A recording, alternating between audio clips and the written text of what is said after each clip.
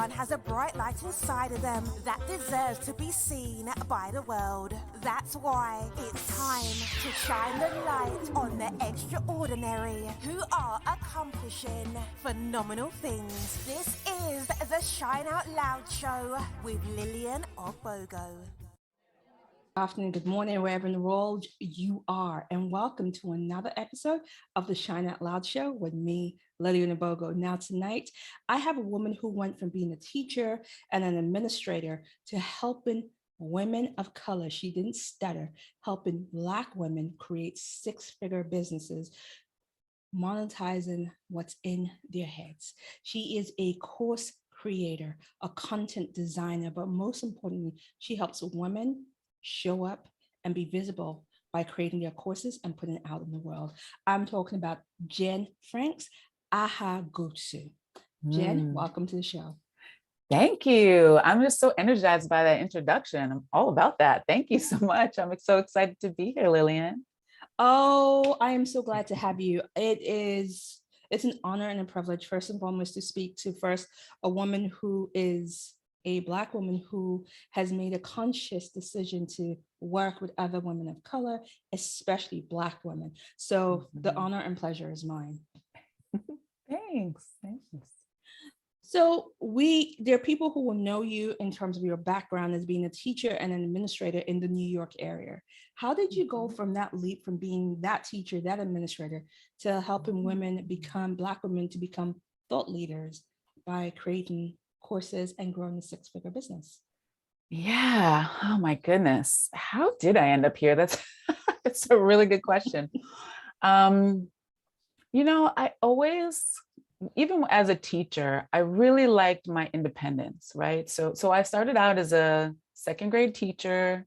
One of the things that I really loved, in addition to just serving families and students and the school in general, was when we got to be creative.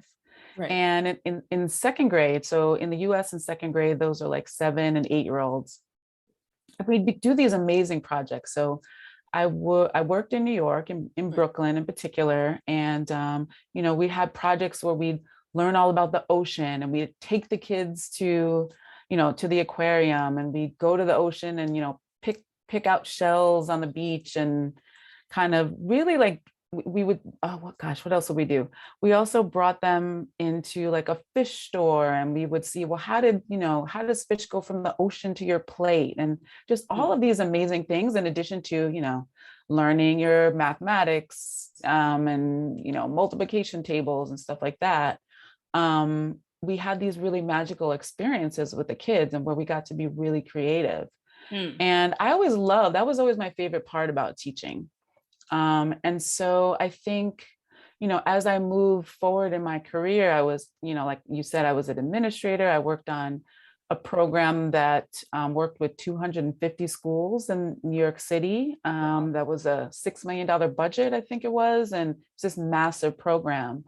And so I think in the classroom, I really enjoyed that creativity. And then I went on in terms of administration, doing very creative work as well. Right. And then that led to me being out on my own and just taking that creativity to the next level. So I think, I've always been attracted to that. And even now, I'm thinking about, well, what's next for the business and where am I going to go from here? So yeah, I've always enjoyed doing things that were really creative and different, and just pursuing my interests. Well, I love that, because there seemed to be that flow of, you need that creative element, not just when you're teaching children, but when you're taking into the administrative office. But that seems to be that theme, that central theme of how do you create, but also how do you create and create freedom. So let's look at this, because creating freedom is important, but in education is that fundamental element. So you talked about that program that you launched. What was that program, and how did it benefit the children of New York? Oh yeah, that program was my baby. Oh my goodness, I loved it. So the name of it was the Learning Partners Program. Okay. So basically you can imagine, so New York City is the biggest school district in the country. I think it's 1.1 million students. Wow. And it's, yeah, massive, massive. And so they, and it's very political, right? Because the mayor comes in, the mayor chooses the chancellor of schools, and then the chancellor of schools is usually there for those 4 years or 8 years that the mayor's there, and then things turn over. So I ended up in an administrative position in New York right before there was a new mayor and new chancellor. So new mayor comes in, new chancellor comes in, and the chancellor says, okay, we've had way too much competition in New York City, just everybody's sort of on their own, competing against each other. And we wanted to shift the narrative from competition to collaboration. Okay. And we're like, great, that sounds wonderful, amazing. How are we going to do that? And I happened to be on the team of people who she said, okay, you're going to do that. Your team's going to do that. And what I want you to do is I want you to have principals visiting each other's schools, getting to learn from each other, and then bringing that back to their own schools. And we're like, that sounds great. Okay. And then we just had to figure it out and had to figure out how to put that together, how to start it, getting the word out. And that was really, so we had a very clear there was a very clear vision for what the program was meant to represent. But in terms of figuring out all the pieces, we had to do all of that ourselves. And so, we started out with 18 schools, and really I was there actually from the very beginning to the very end of the program. And each year we got a little bit more specific, we iterated on it, added more schools in. And, by the end of the time, we had schools working together and learning from each other and bringing that back to their own schools, right. And then figuring out, well, okay, how do we make change in our own schools? And then finally, sort of the layer that we added right at the in the last few years of the program was around racial equity. And right. Then we said, okay, great. We're glad that you're making change in your schools. It's imperative, especially in New York City, that you also look at what is going on for your students of color, for your Black and Brown students in particular. So, the program really started out as principals talking to each other, and then really grew into this massive program where, we had schools working with us for 3 years and really making amazing strides, and really making change in their on their school sites, in addition to really looking at racial equity, sometimes for the first time. So it was really amazing. It sounds like it would have had a lasting effect, not just for the students, but also for the teachers, especially that piece around the racial equity. I can just imagine the impact and change that would have had. So to have that as your legacy, that must be something that you are truly proud of. Yes, I really am. Gosh, I am so proud of that work. I'm so proud of that work and what we did, and really taking, like I said, taking that vision and seeing it through, and seeing where it could go over time. We really figured, like in the beginning, it was very much principals talking with each other. And that was really it. Like there was no expectation. There was no way, there was no like mechanism for people to bring that back to their school. So sometimes they did, sometimes they didn't. You didn't really know what was going to happen. But then, we really looked at how do you make change in a school, and broke that down for 250 schools. Every year we had to have a program that helped them to actually make that change. And that was my job. I was the program director and evaluator. And so each year, we made it a little bit better and a little more potent, and it made a huge impact on kids, and like you said, on teachers and administrators too. Awesome. So keeping in with the schools, when we think about education, if you I'm going to come back to that particular question. Actually, I'm going to ask another question first. Sure. If you can looking at New York right now, looking at the state of education and all the other things that are coming up, if you could freely change something today, what would it be? Oh yeah, I know I know exactly what that is. Um, so one of the challenges with being at the seat of politics in education in New York and really in any location, I think that it's really hard when there are changes in administration. And then when the new administration comes in, everything gets shuffled, right? So good programs get shuffled, not so great programs get shuffled. It's less that people it's less that people leave, but it's like people are moved around into different places. Right. And so I feel like one of the real challenges in education is changing things too quickly, which almost sounds strange because education is one of those industries that, when you think about that versus entrepreneurship or entrepreneurship moves very quickly and things change very quickly. And it feels like sometimes with education that things are changing very slowly. But I think one of the reasons for that is that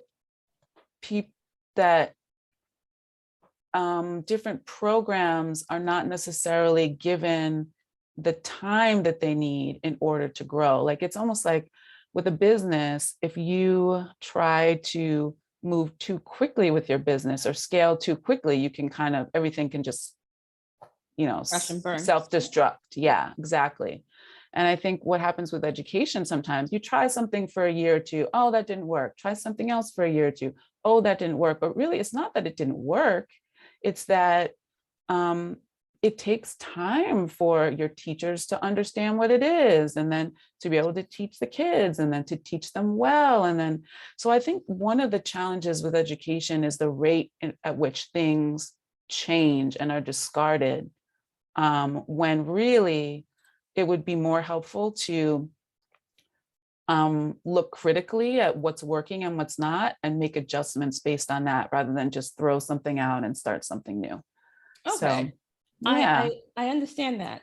And I'm looking at that because that's kind of leading me into my next question, which you talk about things changing quickly and not being given enough time to germinate and really take root in schools. But my question is about the educational system itself. And you can't say for every system, but there isn't been change because the educational system hasn't changed in over 60, 70 years now. It's the same style.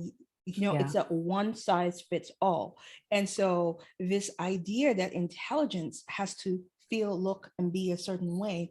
And do you think that is helping or harming? Yeah. So that is a great question. I think, so I'll say this, education was a very important vehicle for my family to get out of poverty, essentially. Right. Okay, so I have the utmost respect for education. And I think that it's, the education system, there are a lot of opportunities there for people. I also think that there are a lot of archaic pieces to it. And when I'm thinking about, so I have two daughters in school. I have a middle schooler and an elementary schooler who actually just finished their last day of school today. They're very excited. So, when I think about their lives and the way that they're living and, the different opportunities that are out there for them now, I feel like education has not caught up yet. It has not caught up. And there's still very much like rote learning and memorization and, history that's based on the patriarchy. And so there's definitely a lot that I think is really like, it's old, really, and should be updated. There's a lot about education that should be updated. So yeah, I think that I have a lot of respect for education and for educators. But I also think that, I'm trying to think how I really want to put this. I also think that there's a lot of room for improvement in terms of really serving this next generation, and frankly, trying to keep up with them, to be honest. Thank you for that very candid answer, because I definitely feel like there's room. And I love the fact that you pointed out your respect for education and educators, because I come from a background where education is first and foremost. So I will never say to anybody it's not the way, but I think the need to change how we educate is definitely something that needs to be investigated. And you pointed out something about the patriarchy still being very much that forefront in how things are, the lens that we see things. And so do you think that the patriarchy is still instilling in children, especially children of color, the attitude that a less than attitude, that they are less than?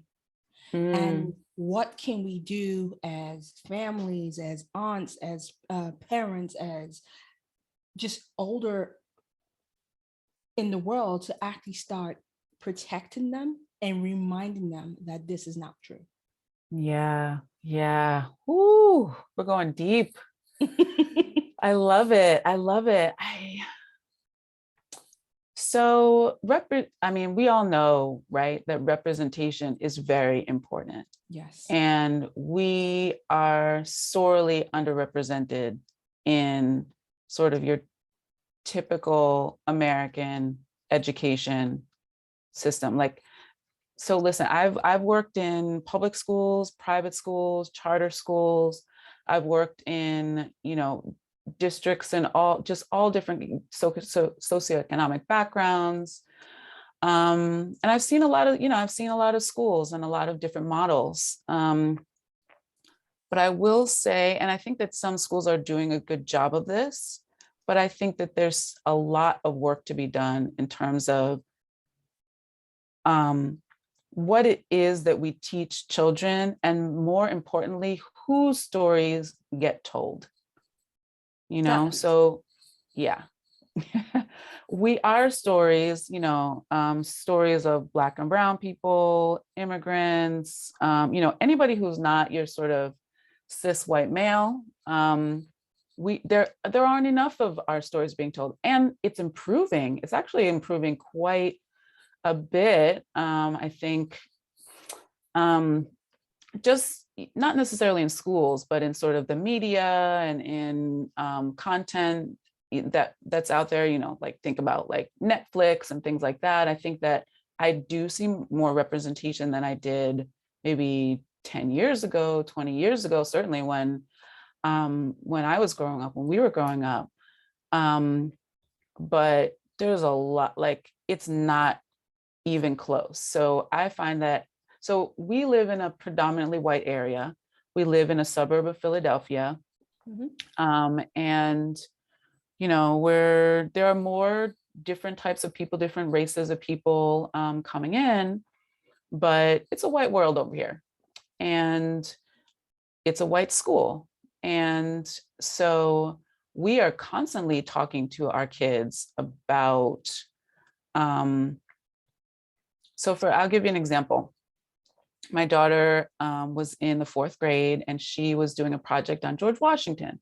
Right. So our first president, right? So we're talking about how great he was and his leadership and a general and blah, blah, blah, which is all well and good, but he also had slaves. And so she was one of the only kids, I think maybe the only child in her class who said, yes, George Washington was a really important figure in our history, but also he's not perfect. And this was a major issue, right? That his family owned slaves. So, and I remember her teacher talking to us and saying, oh, this is such an interesting, take on this. And I was really intrigued by her perspective, which is, I appreciated that, but also understand that for that to be, significant speaks to the problem. Yeah, speaks to the problem. So that's just one example. But we're constantly, talking to them about what they're learning in school and adding our own perspective on it. I think that's the key point, is adding that perspective and adding a different lens. And I think that is absolutely required. So let's move away from the educational system and really start delving a bit more into who you are in terms of your business and creation. And so one of the things that you do is you talk about being a radical truth teller and helping people tell their own truth. So how does telling our truth lead the way to more success? How does that break ground for more success? Yeah. So, I think that it's important for us to think about what we really think of as success, right? So I think that when you have, so I really like to work with women who have sort of reached a certain level of success in their business or, with their personal brands. And usually what happens is there's something that either we really want to do or something that we really want to say that we're not quite letting ourselves say it. We're not quite letting ourselves go to be able to say that thing. And oftentimes, when I talk to people about that, they have sort of a sense of something that they have been thinking about for a while, but have thought, no, I can't really do that, or I can't really say that, or, I'm not allowed to have that, or, whatever the situation is. And when you are able to really step into that and say that thing, sort of acknowledge it and embrace it, and it like frees you to be who you were always wanting to be and always meant to be. And then when you are in that position, you can do whatever you want. You can really do whatever you want, and it's deeply empowering. And then you can leverage that then for your business and your personal brand, because one of the big things, I think a lot of us know this, is that especially when you're selling something, whatever your service is, or your products are, like, people are very interested in you, and they're interested in not just like sort of your resume, right, but how you show up. And when you show up in your full self, people are attracted to that, because it's like it gives them permission to do the same thing. They're intrigued by that. And so that really magnetizes people to you, to your business, and, can help move things forward.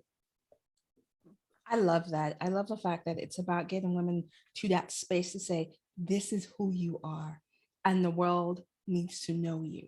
And so it's like you take them on that journey. So I'm going to ask you a piece of your truth. So why did you make that conscious decision to only choose to serve Black women as clients?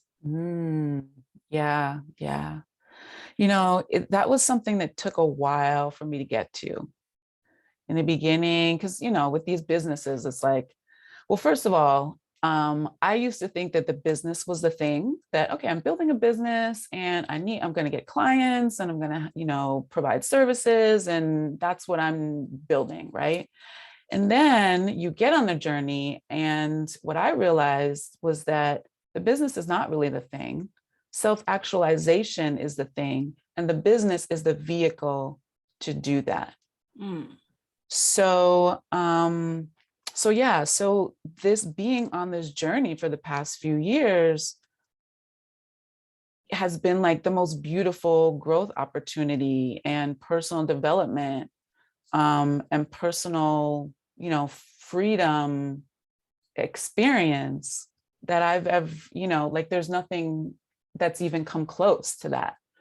And so, over time, I've sort of started to learn more and more about that, and learn more and more about myself. And so at first, I was helping women to create courses and build a business with that. And then I realized, okay, there's so much more to it than that. Like, it's not just building a course. It's really like, living your truth. It's like really being brave enough to live your destiny. And I forget the question now exactly that you asked. To be So the honest. question is, why did you make that conscious decision to say, I will serve Black women? Oh, yes. So in the beginning, I thought, whoever wants to work with me, right? I'll work with whoever. And then little by little, I realized, no, I really like to work with women. Okay, so I'm just, I'm gonna work with women. And then sometime after that, I realized, no, I think a major part of my own journey and my own truth was being able to stand up and talk about who I am as a Black woman, very Right. specifically as a Black woman. Both of those two pieces, listen, I'm more than that, and you're more than that, and we're way more than just those two pieces of ourselves. But when I really embraced that and started speaking to that, I was very much empowered. And so I realized that, you know what, I really want to do that same work with other Black women. And I think there are lots and lots of opportunities for, white males, for example, or for women, but it's different. Like when you put like being a woman and then being a Black person, when you kind of juxtapose those two, it's a very special, it's a very special like place to be in. And I find myself attracted to that. And so I am leaning into it, and I won't apologize for it. You know what? And I don't think you should. Yep. Absolutely not. So, and I love that. I love that you're like, let me lean into something I know, who I know, because it's not saying that, and we're not saying that every Black woman has the same experience, but there is something about saying, I understand what it is to face the world with this skin, with this face, what that means for me being my gender, me being my race. And so I think it's a very bold statement to make when you are able to make that truth your life. Yeah, absolutely. And it's interesting that so the kind of response that I get about that, first of all, when I talk to other Black women, it's almost like you can see physically that they're just like, they're sort of relieved. They're like, finally somebody I can talk to about that. Like, it's like, I love how you said that we listen, we are all different and beautiful and unique in our own ways. And which is one of the reasons why I love to get to know other Black women, because I learn so much from us. But then there's also just like, that like, this is a place for me. This is a place for me. And I feel like that's so important. But then also when I talk to other women about it, so white women, for example, have been also very excited about my focus on Black women, which I found sort of interesting. They're like, they kind of acknowledging that that's not really their experience, but also knowing, having a sense that that is an important thing for us, an important place for us to have. So I found support from other people as well, which is kind of interesting. And that's what allyship is about, and having the right allies are necessary. Absolutely. So, there's a lot to kind of unpack with that. But I have some other questions, and you've been talking about being the course creator, and let's touch on this. you're talking about taking women and helping them take the content in their head, content they use with their clients on a one-to-one basis, and creating courses. So my question is, what are, there is a proliferation of courses. There are proliferation of so many, should we call them shelf help books? What are the key ingredients that you provide to your clients that takes your course from kind of finished to being that course that engages, that holds, that activates that person want to make sure that they complete it? Yeah, I love that. I think the most important piece is education. Like, my background as an educator. So I've been designing courses, right? Quote unquote courses for years now, for kids, for adults. I think it really starts with really designing that beautiful learning experience for another person, and not just another person, usually somebody who's very new and very green to whatever it is that you are sharing with them.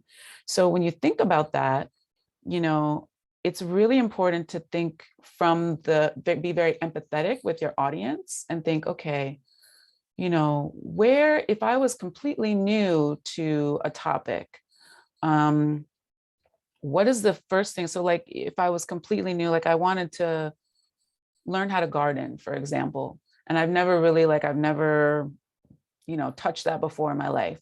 What are some of the things, not just things that I need to know, but ways that I need to relate to that, so that I can feel confident in moving forward. So it's sort of a mix of, I find that a good course is a mix of information, yes, but also bite-sized pieces where people feel like, oh, okay, I understand what it is that I'm supposed to do next. And then they go ahead and do it. And then the next piece and the next piece, with a lot of encouragement, a lot of opportunity to try things out and feel successful with every step that they take, so that they're continuing to move forward. So yeah, I think that it's really helpful, because when I work with people on their course, usually they're experts in what they know, and I'm not the expert. So I'm already asking them questions from the novice's perspective. And I think that really helps them to create something that's just, this magical path for their client. Awesome.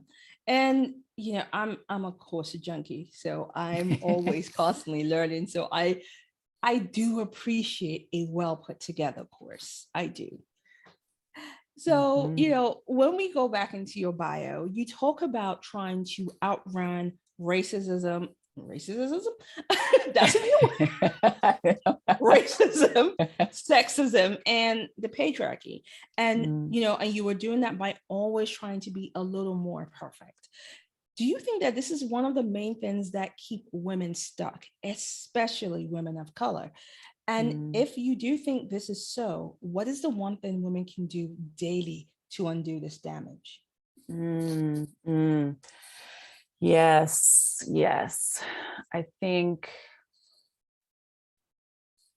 it's hard out there. It's really a challenge, and especially, in a system that was not made for us as women of color, as Black women. It's a system that was not made for us, a system that was actually made to not have us be successful. And so, so what I found myself doing was, like, I guess I say I'm a recovering perfectionist. I'm still working on it. But I would always be trying to be a little bit better. And then, when I would be like microaggressed by people that I was working with, I thought, oh, I must be doing something wrong, or without really understanding for a long time that sort of the dynamics of race in how we were interacting. I just thought, oh, I must be, oh, you know, I'm getting criticism because I'm not good enough and I need to do better. When really I was getting criticism for a lot of different reasons, but some of which were, you know, I don't really like being supervised by a person of color, right? Or you know, they're just like racial tensions and dynamics So you there. were invariably you are getting criticized for something that had nothing to do with you or your abilities. Nope, nothing to do with me and my abilities. So, so your question is, what should women do? So I think that one of the most important things to do is to question what people are telling you. So if you just, I think that that's the most important thing. Or like the first piece, I think, is just to become conscious of, you know, the dynamics that are at play. Like that's really the first step. So, so when somebody, maybe, let's say somebody criticizes something that you like, something that you said in a presentation or something like that, to also, in addition to saying, okay, what can I do better? And, you know, a lot of times we'll do that very naturally, but also just to understand that the criticism is not necessarily like completely separated from your race. That sometimes people are saying things because they feel like they can say those things to you, or they feel like they're better than you, and they're not even necessarily conscious of it either. Like there's a lot of layers of like unconscious bias and things like that. But I think also saying, okay, like I can learn something from this, but also understand that I'm in a system where you know, where people feel freer to question or criticize me, and that's not my fault. Yeah. And that part, it's not my fault. And then trying to be perfect should not be the goal. Don't try to be perfect. Like let that go. I mean, I say let it go. It's difficult. It's difficult to let that go. So I appreciate that. But I do think if you can be more conscious of it, and in addition to, you know, striving to be better, also understand that you're working within a system that's not serving you, and that's hard, and that's, you know, and it's okay to not be perfect. And I think that's a powerful message. So let's kind of roll on, because there's a question that I want to ask that kind of backs on this, because you probably in your time in your corporate career, and even in this career that you have fashioned and created, that you may have been the first and only in the room, or the one and only in the room. Have you ever felt the grip of the imposter syndrome and the inner critic? And if you have, how did you navigate them when they did show up? Ooh, girl. Yes. a lot. I mean, I think for a really long time, again, I thought that something was wrong with me. I thought that I wasn't good enough. I thought that I just needed to do better. I really did. And I didn't understand all of these different dynamics that were at play. And so that's why I really, you know, I'm a real advocate for doing some work around becoming more conscious of, you know, imposter syndrome, and becoming more conscious of, just what's systemically, like systemic racism and institutionalized racism. Like it's important for us to understand that history. And here's the thing, kind of going back to, our talk about school and history, like I did not learn that kind of history in school, and that would have been pretty helpful. Do you know what I mean? Like that would have been a good education to learn more about. And, I think it certainly wasn't anything that at the time was the way that things were being taught. But I had to learn this as an adult. And so I think that, yeah, I've dealt with it. I still deal with it. And, but now that I'm more conscious of it, I'm able to say, oh, okay, it's not just me. Or, oh, it's okay not to be perfect, because I actually can be more inspirational or more effective or more, I can be better at whatever it is that I'm doing by actually just being myself. Right. I can be better at those things. And perfectionism, like you're never going to get there anyway. And you're just going to sort of destroy yourself in the process, which that doesn't help anybody. Absolutely. That part needs to be put on t-shirts, mugs, and everything. Perfectionism is just, it just leads to rack and ruin in my estimation. Mm-hmm. And, while we're talking about rack and ruins. I like that transition. Yes. Do you think that the story of the strong Black woman, that trope, that stereotype, that vision that's been carved, do you think that it's destroying the Black woman's mental health?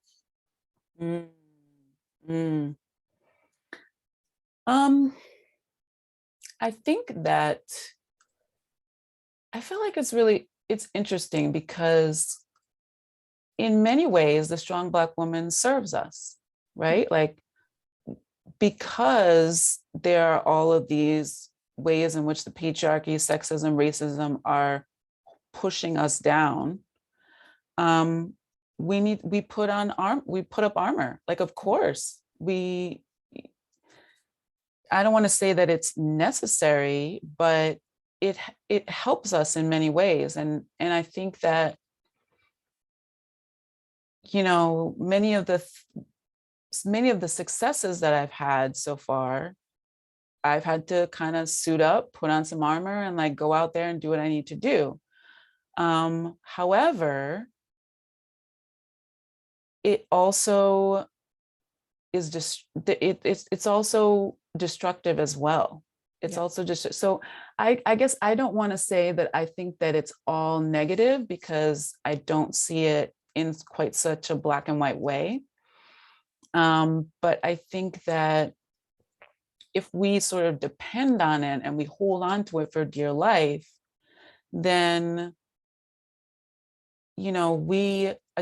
we're not able to really fully be ourselves. Like, we cannot be free if we feel like we have to be strong Black women all the time. Like, we're not strong all of the time. Yeah. Listen, I'm a Black woman all the time, but I have a range of emotions. I fall down and pick myself up. I sometimes am a great mom, and sometimes I really need some help. I've been going to a therapist for, I want to say, about 3 years now. I actually have my session with her right after this. Okay. And I feel like the strong Black woman trope is like, no, I don't need anything. I don't need anyone. Like, I can, no, but now I have found myself becoming an advocate of, self-care, of therapy, of like those things. The strong Black woman doesn't allow us to be the humans that we are. And we deserve that. We deserve to be human beings. So, sometimes you have to sometimes you do need to put on armor, and I respect it, but I'm letting go of that more and more as I sort of step into my humanity. That is beautiful. I do love that. And especially that part about stepping into our humanity and giving us space to be the humans that we are. it's absolutely necessary. And so when we start looking at being our human self and being able to say, I will have moments where I will fall down, I will have moments where I will falter. What are the top 2 tips that you will give to your clients, to other women of color, on what they need to be more resilient?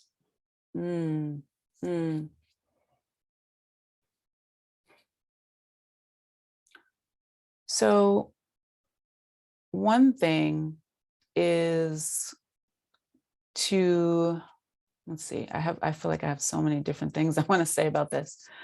But what's most important? One thing that I think that is really important, it's something that's been very important to me, it has been therapy, to be perfectly honest. Like, I think that it's really important for us to be able to be vulnerable and to talk about whatever our challenges are, and be able to do that. So that may be with a therapist, that may be with a coach, that may be with, a group of girlfriends. I think that,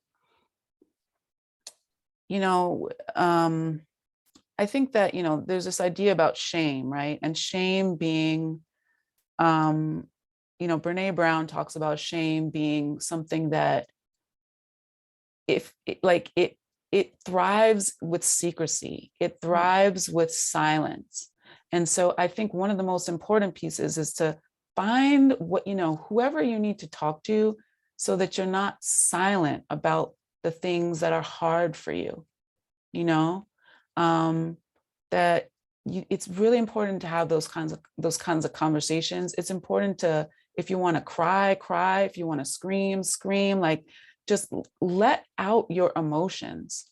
I think that that's really important. So again, people do that in different ways with different groups of people, but find that safe place. And I know for me, that is usually among other Black women, where you can really say hard things, so that's one piece. And then I guess, the other one would be to speak your disruptive truth, right? So find safe places where you can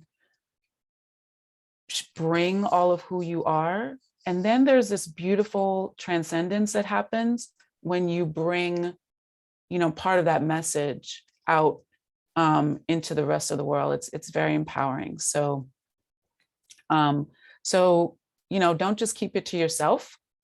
Also share who you are with the rest of the world. Right. And you will be transformed, and you will transform the lives of other people too. I like that. That is absolutely very beautiful. And I have some more questions. And so I think this question is a bit of a change, because you currently live in Philadelphia, you're a native New Yorker, you've been up in Boston. So I'm a London girl. And I'm curious, how do you survive those winters? Because those things are brutal. I know, that's so funny. Boston was real. I don't even know how I survived those Boston winters. And they seem to keep getting worse and worse and worse these days. A big wool jacket, some mittens, like one of those nice hats, so like you cover your ears, like just cover your entire body, everything. Listen, if I lived up there, I will basically function like a bear. Like, I'm just gonna be indoors till spring. Bye. Yeah. I will I'm going indoor party and I'm gonna be here till spring. Right. You're like, this is my hibernation period. You can call me again in April. Yeah, I don't know how I did that. That was a mess. I mean, I do come from New York, and so I know my way around some snow. I'm kind of, in the Philly area, I'm kind of spoiled now. We don't get a ton of snow now. But yeah, I mean, I'm good. I'm kind of like you. Like, as long as I can be by the fire, the nice like cup of tea or whatever, I'm good. And this is why I don't go skiing, because I basically tell people, if I'm going skiing, I need to be sure and guarantee that I can get hot chocolate in my body weight to have for the entire period. Exactly. You know what? We should go to a ski lodge and we should hang out in the hot tub with our hot chocolates. That's the way to do it. And then other people can be on the piece. And really what we're doing is being of service, just in case they get lost. We can tell people that they went out in the morning and they never came back while we're sipping the hot chocolate. Exactly. You know, we can totally be helpful to other people. That sounds great. That sounds great. Exactly. From the hot tub, though. Exactly. So, you know, Jen, I want to thank you so much for being on the show. And my last question is, how can people find you? What do they need to do? Yeah. So the best ways to find me are my website, jenfranksahaghotu.com. And I'm assuming they'll be in the show notes and that. Perfect, because that spelling, that's a lot. And then actually you can find me at Jen Franks Ahaghotu everywhere. So on LinkedIn, Facebook, Instagram, and then my website. So it's Jen Franks Ahaghotu in all those places. And I would love for you to reach out. Good. People, you have to, if you have a course burning in you, like she says, there, you know, that saying that goes, hey, you have a book in you. She believes that you have a course in you. Now, I know I said that question was the last question. I'm about to do a Columbo and go, but one more question. Sure. Go for it. Let's do it. What is your go-to song for karaoke? Oh, okay. Like, this is the most important question of our conversation. So, okay, my go-to karaoke song is random. It's Total Eclipse of the Heart. Yeah, it's just a classic. It's just a classic. Awesome. But oh gosh, what else do I? Yeah, that's my very favorite. That's my very favorite. Very, very dramatic. And yeah, there may be a few. I sort of throw some curses in there as well, so kind of keep it spicy. Yeah. That's another thing we need to do. When you were in London, we are going karaoke. When you were in London, we are going karaoke because they have some really awesome places for karaoke here. And I'm going to apologize to Tina Turner in advance because, yeah, I butcher Proud Mary.